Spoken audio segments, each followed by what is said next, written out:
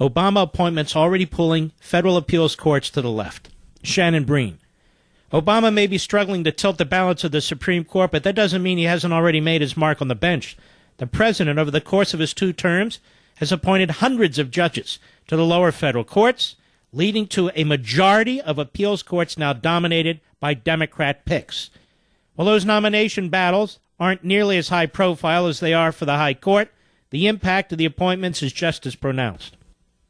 It's often overlooked by nominees to the lower courts, are often one of the most important legacies a president leaves, says Elizabeth Wydra, president of the Constitutional Accountability Center. The Fourth Circuit, which sits one level below the Supreme Court and is headquartered in Richmond, Virginia, is a prime example. Previously viewed as one of the most conservative appellate courts in the nation, it has drifted significantly to the left, with Democratic appointees now outnumbering the Republican counterparts 2-1. So he's packed the courts. And with the help of the Republicans in the Senate, the Democrats wouldn't allow this. Schumer would be throwing a hissy fit. They'd be filibustering. But we have morons in the Republican Party, many of whom vote for this stuff. Like Susan Collins, who thinks she's Katharine Hepburn. Yeah, Susan Collins. And Lindsey Graham and other numbskulls.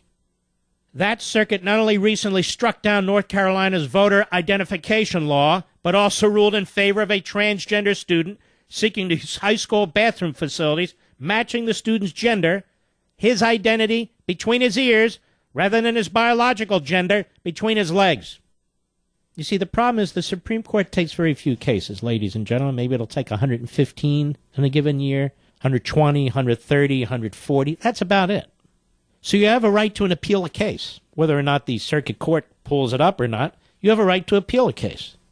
And so these circuit courts are critical. So important are these circuit courts that when Ronald Reagan was president, I know for about a year I was involved in this. He refused to make appellate courts, those are called circuit courts. He refused to make appellate court nominations based on what senators wanted.